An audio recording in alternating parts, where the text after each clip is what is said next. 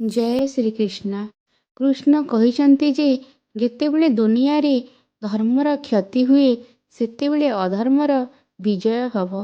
କେବଳ ସେତେବେଳେ ମୁଁ ଏହି ପୃଥିବୀରେ ଅବତାର କରିବି।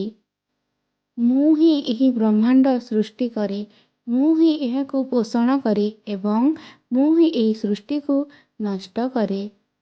ଧନୀ ହେବା ପାଇଁ ପ୍ରତ୍ୟେକ ମୁହୂର୍ତ୍ତକୁ ସଂଗ୍ରହ କରିବାକୁ ପଡ଼ିବ, କିନ୍ତୁ ଅମର ହେବାକୁ ହେଲେ ପ୍ରତ୍ୟେକଟି କଣିକା ବାଣ୍ଟିବାକୁ ପଡ଼ିବ। ଅହଙ୍କାର ହେତୁ ଜଣେ ବ୍ୟକ୍ତିର ସମ୍ମାନ, କ୍ରୋଧ, ଗର୍ବ ତିନୋଟି ନଷ୍ଟ ହୋଇଯାଏ।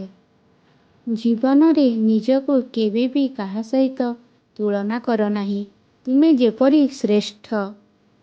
ଖରାପ କାର୍ଯ୍ୟ କରିବା ଆବଶ୍ୟକ ନାହିଁ, ସେଗୁଡ଼ିକ କରାଯାଇଥାଏ ଏବଂ ଭଲ କାର୍ଯ୍ୟ କରିବା ଆବଶ୍ୟକ, କିନ୍ତୁ ସେଗୁଡ଼ିକ କେହି କରନ୍ତି ନାହିଁ। ଯିଏ ନିଜ ମନକୁ ନିୟନ୍ତ୍ରଣ କରେ ନାହିଁ, ଧୀରେ ଧୀରେ ନିଜର ଶତ୍ରୁ ହୋଇଯାଏ।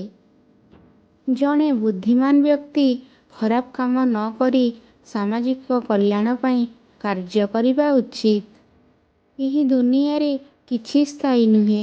ସନ୍ତୁଷ୍ଟ ମନ ହେଉଛି ଏହି ଦୁନିଆର ସବୁଠାରୁ ବଡ଼ ଧନ। ତୁମର କାମ କର, ଫଳାଫଳ ବିଷୟରେ ଚିନ୍ତା କର ନାହିଁ।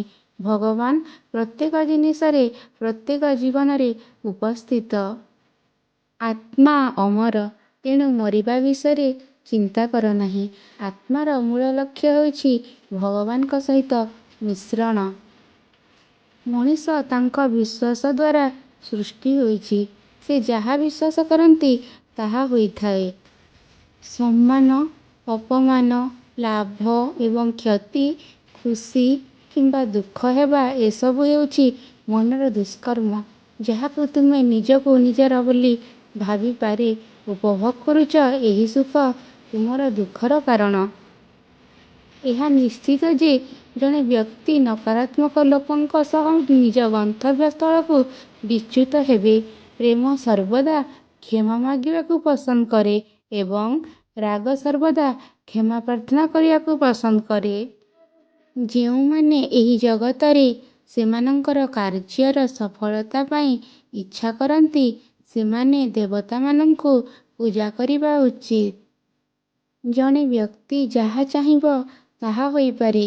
ଯଦି ସେ କ୍ରମାଗତ ଭାବରେ ବିଶ୍ୱାସ ସହିତ ଇଚ୍ଛା କରୁଥିବା ଜିନିଷ ବିଷୟରେ ଚିନ୍ତା କରେ, ତାହା ସଫଳ ହୋଇଥାଏ। ଅପରିଚିତ ଲୋକଙ୍କୁ ନିଜର କରିବା ଯେତିକି କଷ୍ଟସାଧ୍ୟ ନୁହେଁ, ନିଜେ ନିଜର ରଖିବା ମଧ୍ୟ ସେତିକି କଷ୍ଟକର ନୁହେଁ।